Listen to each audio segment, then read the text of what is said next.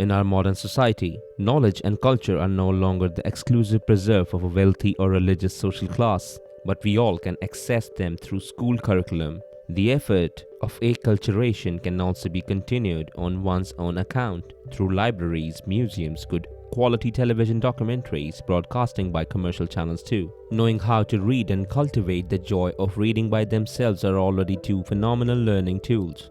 And even in those nations of the world where a college education and a degree are expensive and almost entirely run by non-state actors, no one is in fact precluded the opportunity to learn and know what can arouse interest, whether the history of a civilization ancient and now vanished or the most recent scientific discoveries. The production of books and materials in good quality is in fact continuous.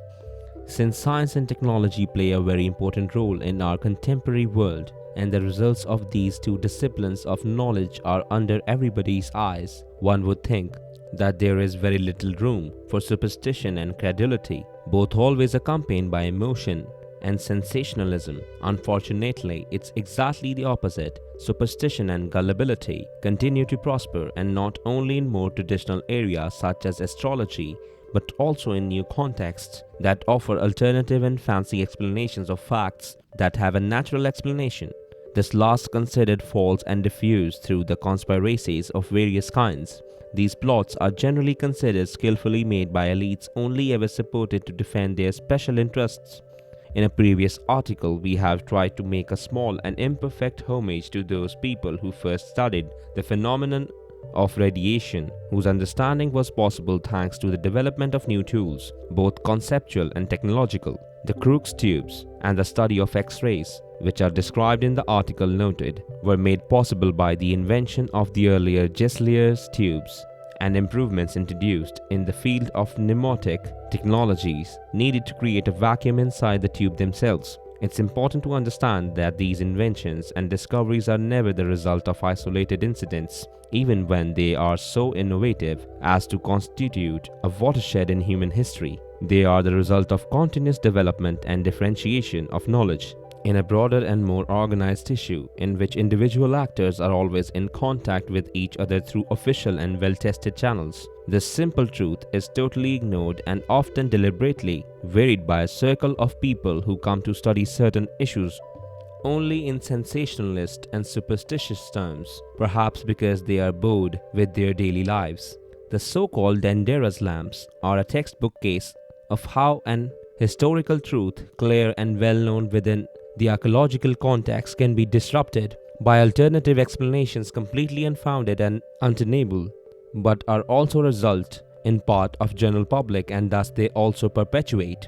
The Temple of Hathor at Dendera, Egypt, the ancient city dating from the 4th dynasty, was discovered in 1857 and contains all that can usually accommodate a house of worship built in the ancient Egypt of Pharaohs: ritual rooms, morgues, more or less ornate, more or less corridors, and more or less straight statues, frescoes, and bas-reliefs, more or less preserved. One of these reliefs in particular represents two human figures, at the foot of each of which there is an object in the shape of an elongated bulb closed at one end by a corolla from which unfolds a long shank. Inside the bulb is a filament recognizable and well represented in the form of a serpent, and each bulb is supported to the rounded ends by a media with 3 rings. The scene depicts the god Thoth in the act of challenging 2 knives. This figure is commonly interpreted as a warning of danger or attention. Fans of mysteries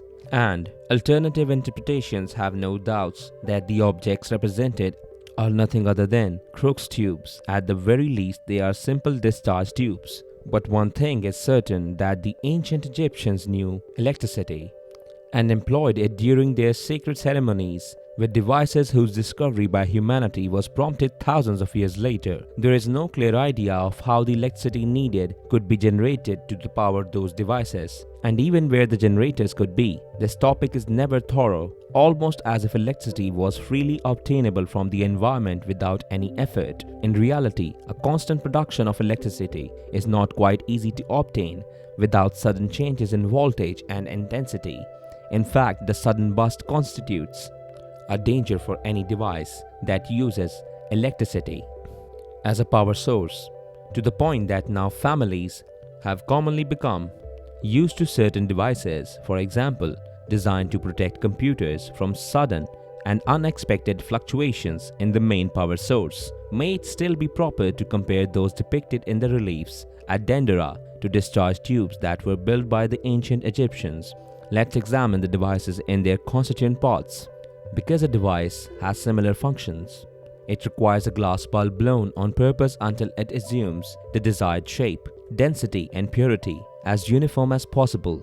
A glass artisan is therefore necessary. It must be that of a master glass craftsman who knows their job well and will be able to raise it to an art. Unfortunately, there is no evidence that the glass craft was highly developed in ancient Egypt. It is not credible that the men could blow into a mass of molten glass. Only sometimes succeeded to obtain the same final useful and suitable product for the purpose sought. Connection cables between the tube and the generator are also required.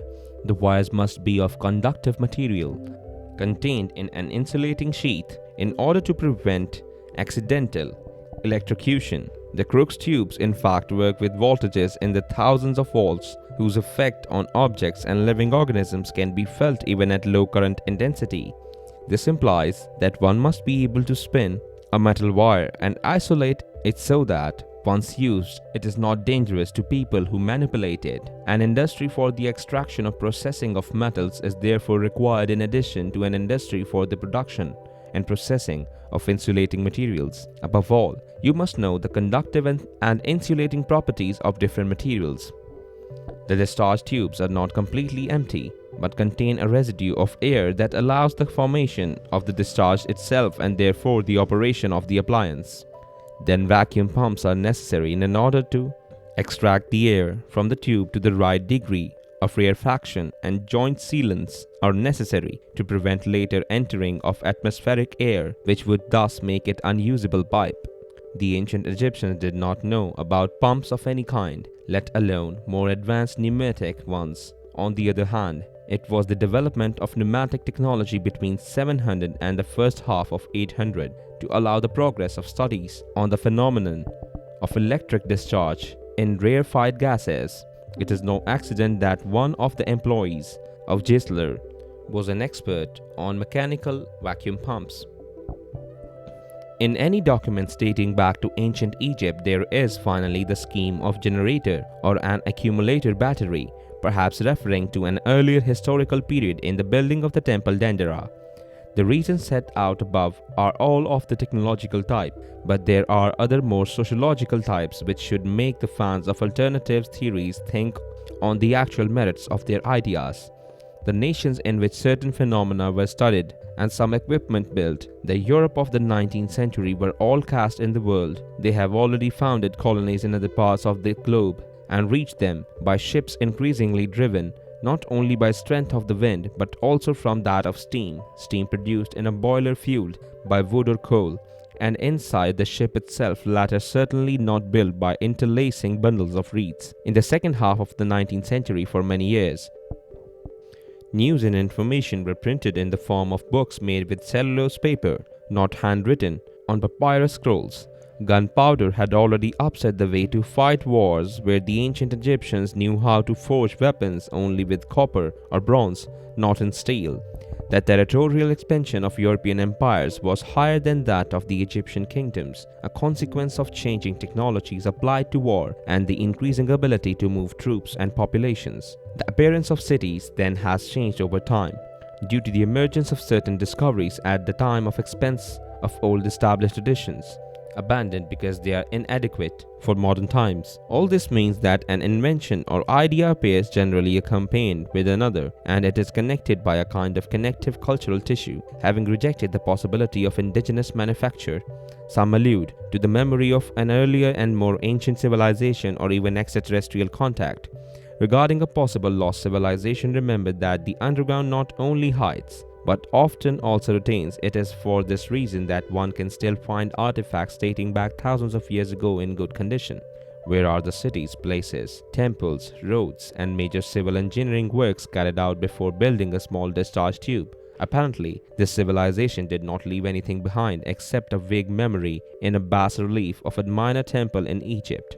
As for a contact between a civilization of the Bronze Age and another capable, instead of interstellar travel, the writer merely states that it makes sense to take a trip only if the time interval between the departure and the return is small compared to the life of travelers, as well as those of their families and friends. The difficulty in reading and interpreting ancient hieroglyphs and ancient figures makes the construction of historical reality difficult but not impossible.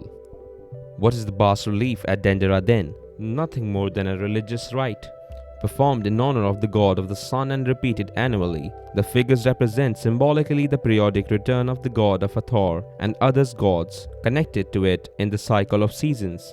The bulb that rests on a stem with 3 circles is nothing but the lotus flower supported by the backbone of the god to whom the temple is dedicated. The temporal distance that separates the ancient inhabitants of the Nile from we contemporary people has led to almost total oblivion of the memory of their religious practices, their proprietary rituals and their beliefs, but has not made impossible a serious and detailed study of what affects them.